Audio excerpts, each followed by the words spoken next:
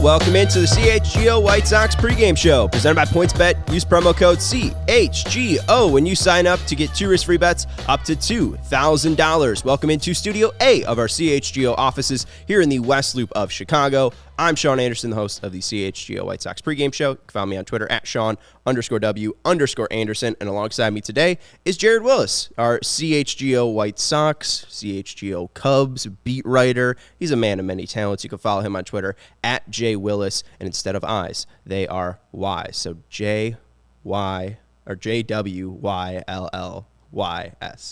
Nice job. There you go. Hey, nailed it. I got a degree for a reason. How you doing, Jared? It was a very important night last night. Yeah. We're kind of doing a pregame/postgame because yesterday the White Sox won 13-0, but the main story, Dylan Cease gets 26 hits, gets very, very close to a no-hitter, and then Luis Arraez breaks it up in the top of the ninth. So what was the day like for you, and at what point did you think, oh boy, this is real? Yeah, it was, I was looking forward to it, just getting to the ballpark yesterday because knowing that Dylan Cease was pitching. I think he's reached that point where when you know he's going to be on the mound, that's a game that you want to see. You want to see what he's going to do. So I had a good feeling getting there. But it was honestly like the first thing that stood out to me about his start last night was he went through 4 full innings without striking anybody out, which for Dylan Cease is really unusual. And so I kind of made note of that. I was like, he's not struck anybody out yet. And that registered with me before I realized he also had not given up a hit. So it was so weird to see him not striking guys out that I was like, what's going on? He was still getting the outs, of course. And then I started looking at he's only at 40 pitches. And then somewhere I looked a little more closely at my scorecard and he's not giving up a hit either. And so it was like that combination of pitch count was still real low, no hits yet. So, yeah, right around the 5th inning is when I started to think okay, he's got something going here, but I've watched enough near no-hitters to not get my hopes up as early as the 5th inning. But, yeah, it was once we got to the point where we were going into the 7th and he had 9 outs to go, given the way – because that's when the strikeouts started to come.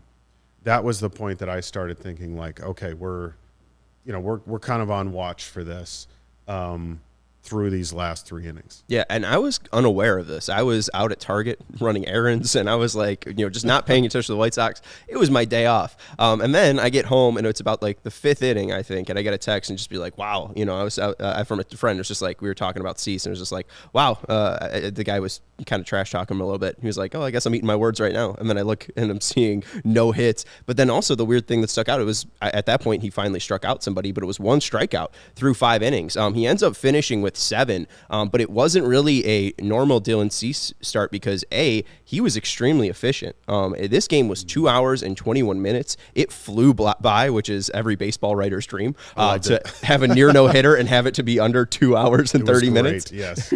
There's no complaints from Jared today. But, yeah, an absolutely fantastic game. It moved very quickly until the 8th inning. We'll get into that a little bit more with Rocco Baldelli, but let's look at Dylan Cease's final stat line here. 9 innings, no runs, 1 hit, 2 walks, 7 strikeouts, and 103 pitches. And the main decision here that I want to talk about is pitching to Luis Arraez. He was the guy who ends up getting the hit off a slider, knocks it into right field. What about the idea to pitch to Luis Arraez in that moment? Do you think that they could have intentionally walked him?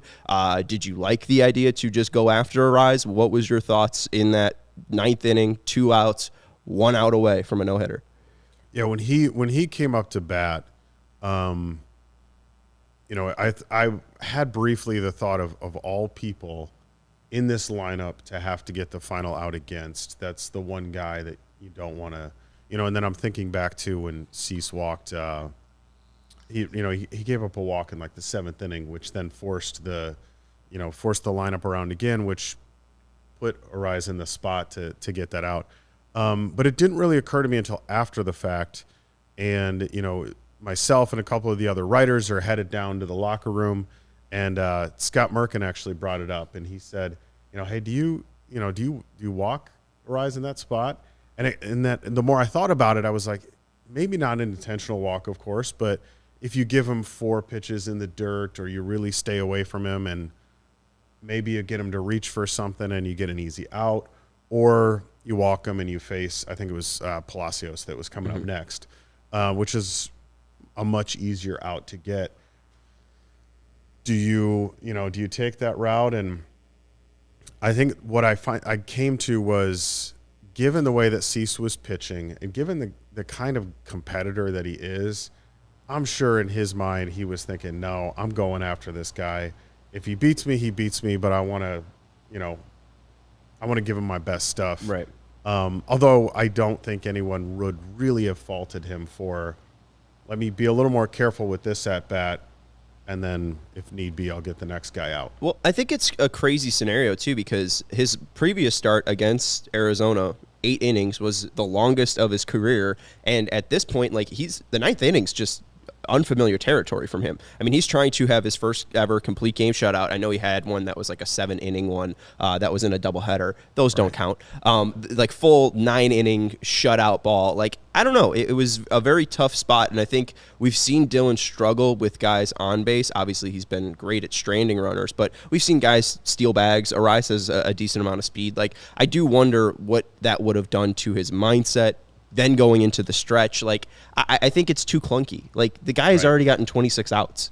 He just struck out this guy the last time he faced him. Like, he made a bad pitch. He left it too over the plate against one of the guys that is the top hitters in the American League. If he gets that a little bit more inside, maybe that's a weak, grounder to second base. Like, I think that, especially in that moment, that sacred moment of being 1 out away, walking a guy there is kind of Bush League, exactly like what Rocco Baldelli kind of did in the bottom of the 8th inning, throwing Nick Gordon out there. Speaking of Bush League, yeah. Right. So I don't know if that affected him. I think it was a very, fantastic performance for Dylan Cease.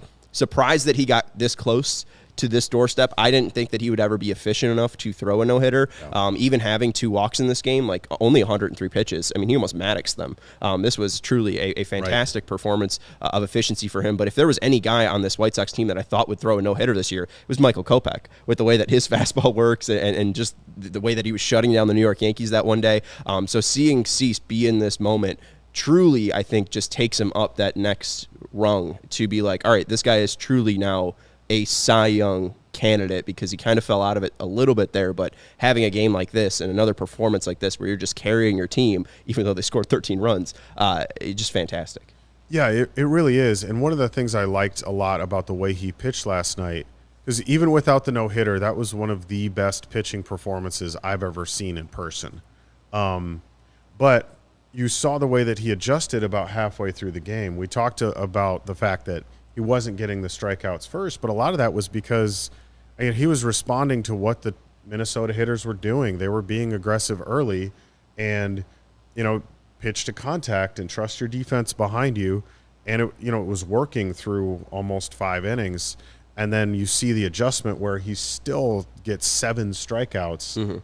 And he was more than halfway through the game before he got his first strikeout. So, to see a guy who can adjust like that in the middle of a start, that's a next level move for a pitcher to make. And I agree. I always thought Dylan Cease would be a high strikeout guy, but not super efficient.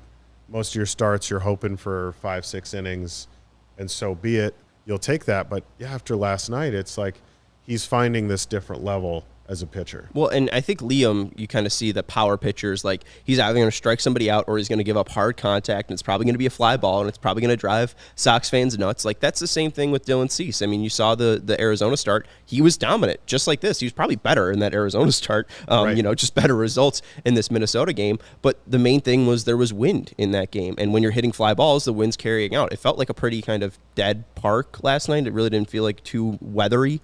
So it just was kind of perfect conditions for Dylan Cease. Let's go into some of the stats and history behind this. Dylan Cease fired the first White Sox one-hitter since Reynaldo Lopez on September 5th, 2019 at Cleveland. Dylan Cease was the first White Sox pitcher to record a complete game one-hitter while losing his no-hit bid in the 9th inning since Dennis Lamp on August 25th, 1981 at Milwaukee. And Dylan Cease fired the first White Sox complete game one-hitter at home since Chris Sale on May 12th, 2013. That's all from SoxNerd at SoxNerd on Twitter. And let's see how he did it. Let's go into the pitch mix, Steven, and look what he mainly featured. Obviously, he's leading with that slider. It's what he's been doing for the large part since May. 50% sliders yesterday, 41% fastballs, 9% curveballs, and the main thing, 14 swings and misses, 29% whiff rate, and he was locating as well. 19 called strikes, 33 called strikes and whiff, and a 32% called strike plus whiff percentage. MLB average is 27, so above MLB average yesterday. But the main thing, 20 balls in play, and they had an average exit velocity of 90. So they were squaring up balls. Like it wasn't really a, like a Mark Burley, he obviously had the one hit for Gabe Kapler, but outside of that, there wasn't any hard hit balls in that game against Burley, that perfect game. A lot of hard hit balls against Dylan in this game.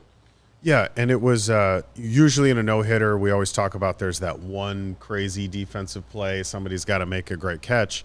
And there wasn't really that last night, but there were a lot of spots where, the Sox defense was really solid behind him. The double play, I think, in the third inning when he walked, was it Jake Cave? I think that was that first walk. Jose Abreu fielded a liner right at him that, that was one of the hardest hit balls of the night.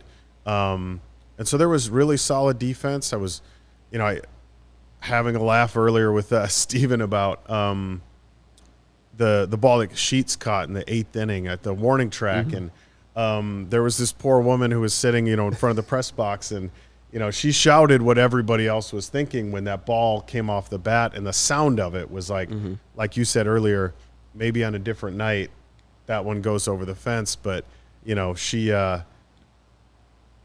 she shouts out, "Oh shit!" And then we're and we're all kind of like we're all thinking the same thing. But then Sheets is there and makes the catch. And I don't blame him because I was at Burley's perfect game back in 2009, so I kind of saving the my little tidbit there.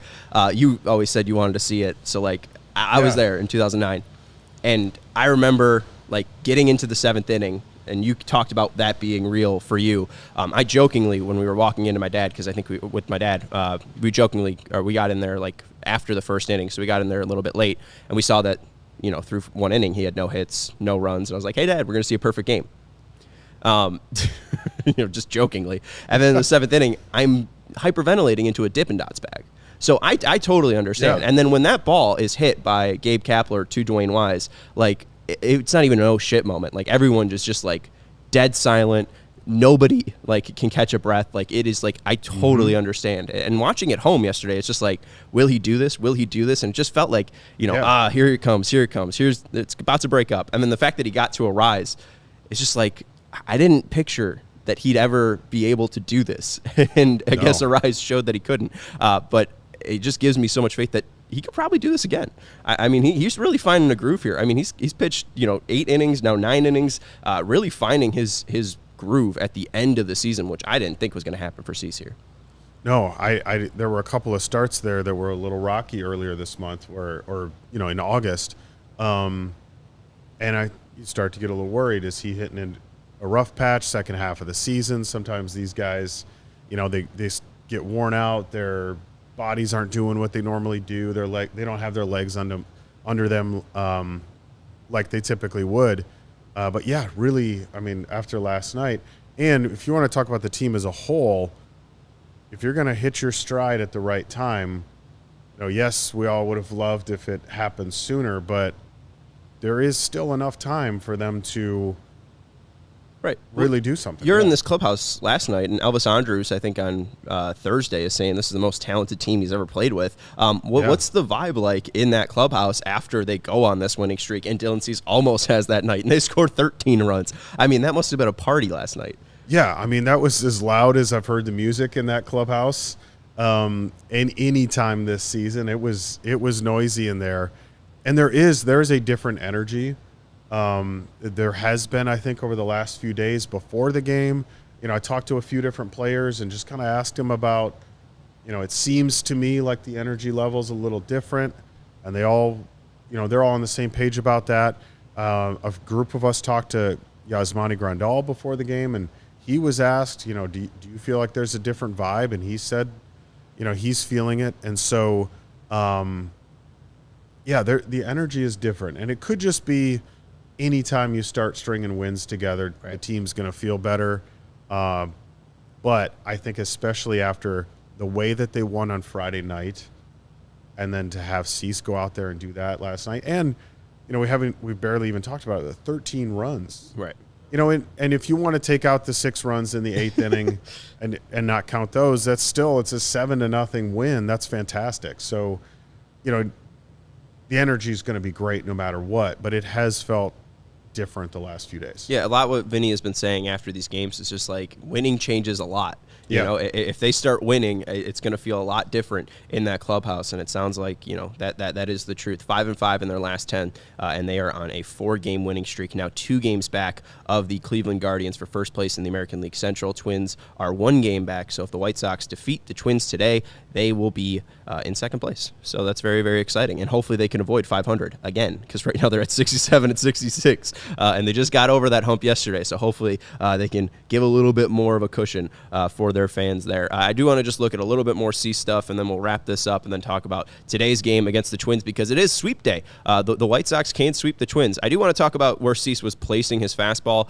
Here's his fastball heat map. You could just tell that, that upper right corner to left-handers, he's really never been that pinpoint. And the fact that he was able to keep it out of the middle of the strike zone, that was huge. He was able to keep it on the edges. He was able to keep it really consistently up and in, and especially the left-handers, they're not going to be able to hit that. And that's why 1 hit last night. And that's why the 1 hit from a left-hander came off the slider. Let's look at a slider heat map, and you can kind of see not as sharp there. And you mentioned it in the story, or he mentioned it after the game, that I think after the 5th, I kind of felt I didn't have my sharpest stuff early. And then once I got to the 5th, I started having a better feel, and then I really emptied the tank.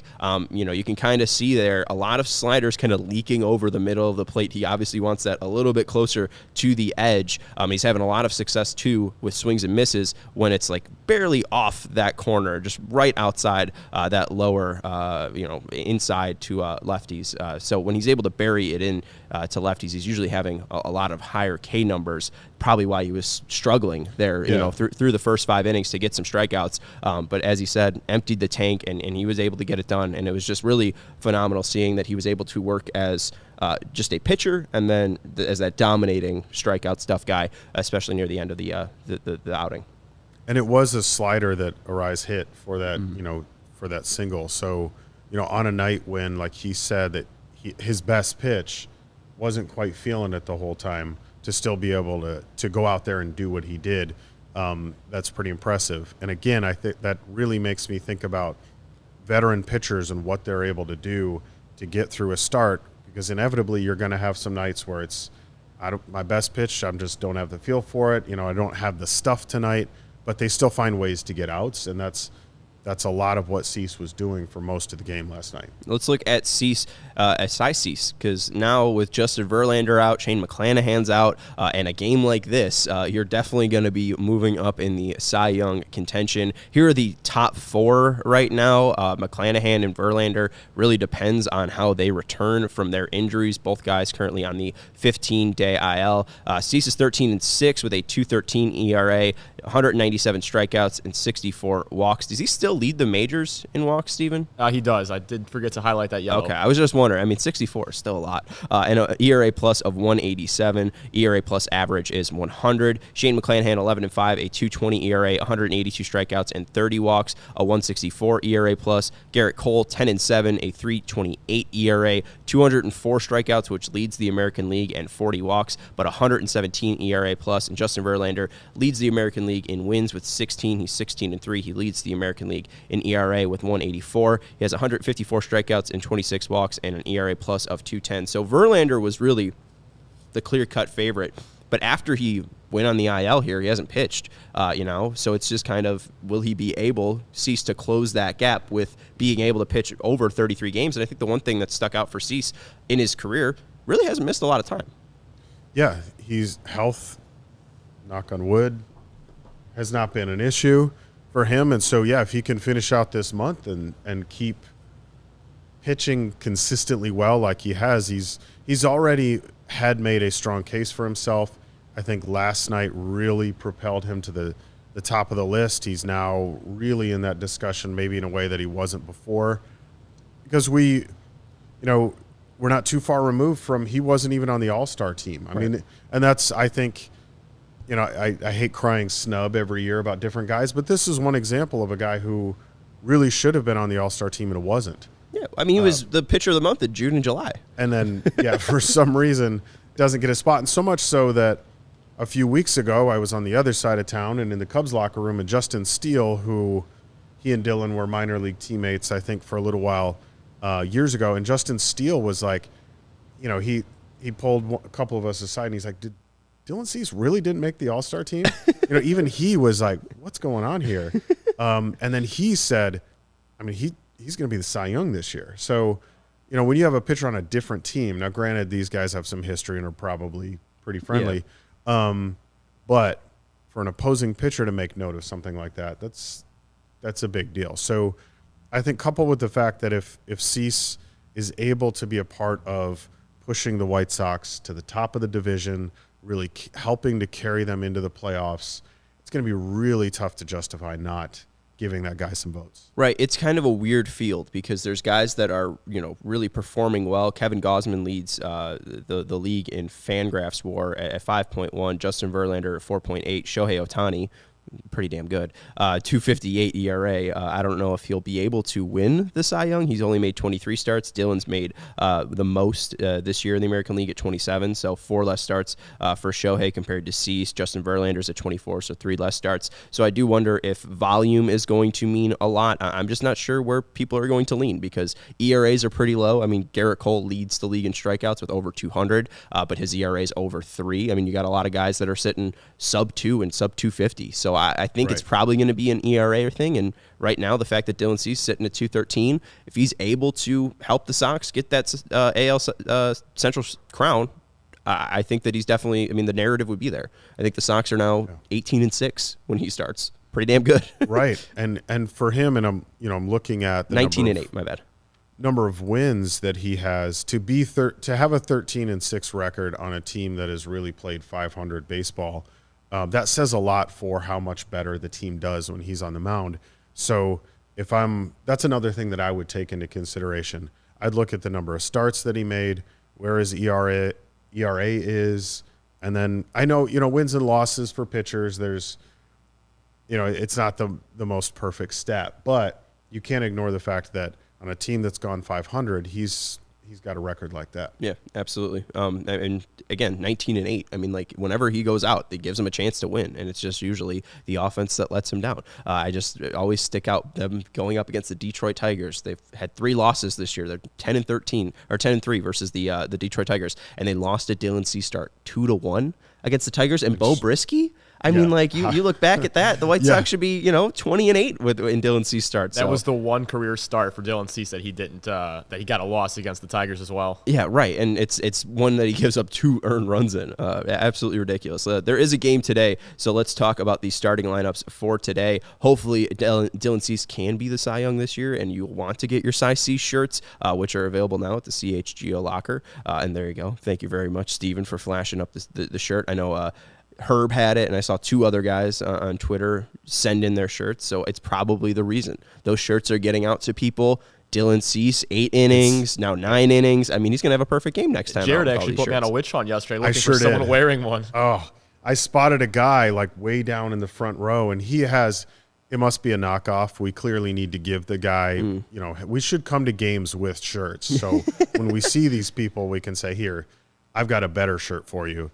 But yeah, he had one on that looked just like it, and so I start messaging in the Slack, and then poor Steven is walking down to go get a picture with the guy, and then just before you walk down there, like when you said you were on your way, the guy stands up again and kind of turns toward me, and I got a better view of the shirt, and I was like, oh shoot, I don't think that's it. Everyone in the row was looking like, what is this guy doing? Yeah, and I could see you down there like looking around, and I felt so bad, But yeah, I think that's the approach next time is let's go with some shirts and then, hey, I like your shirt, but this one's a better one. Yeah. Right. I can't wait until the CHGO script black ones come. They have like White Sox ones of the bowl. Yes. I can't wait. That one, I mean, we won't even have to. I mean, people will just be that one will be sold out right away. That one's going to be great when that jumps into the CHGO locker. Anyways, let's look at the starting lineup for the Sox today. Leading off, Elvis Andrus at shortstop. Batting second, Andrew Vaughn in left field. Batting third, Jose Abreu at first base.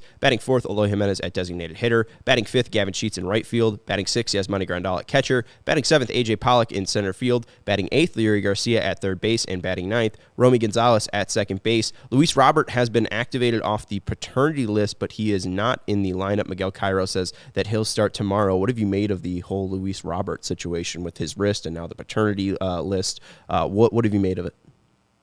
Yeah, it's kind of been almost a microcosm of so much of what the White Sox have dealt with this year. You know that every team deals with injuries, but so much of what's happened with them where it's like they start to get something going and then somebody gets hurt, or even an individual player starts to, heat up at the plate. They're looking better, and then this happens. And so what I hope to see is, I know he should be in the lineup in Seattle, so let's get him out there and let's hope the wrist is okay.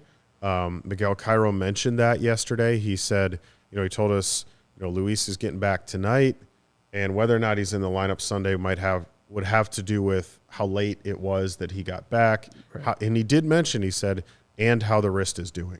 I don't want to assume he's not in the lineup today because of his wrist. I'm sure it was just he got in late, and this is like, rather than throwing you right out there, give you a game to get reacclimated and then back in the lineup. Well, and with his wrist injury, I'm fine if they take it easy on him because Right. he is so important to the White Sox. Seeing him take those painful swings against Felix Bautista was just painful. It was just hard to watch. Miguel Cairo did say that they're going to give Robert one more day to practice and that he will play tomorrow in Seattle. Let's look at the starting lineup for the Twins, and we'll see if they can get any hits today. Leading off, Luis Arraez at first base. Batting second, Carlos Correa at shortstop. Batting third, Jose Miranda at designated hitter. Batting fourth, Max Kepler in right field. Batting fifth, Gio Urshela at third base. Batting sixth, Kyle Garlick in left field. Batting seventh, Nick Gordon, pitcher extraordinaire, playing second base. Batting eighth, Gary Sanchez at catcher. And batting ninth, Gilberto Celestino in center field.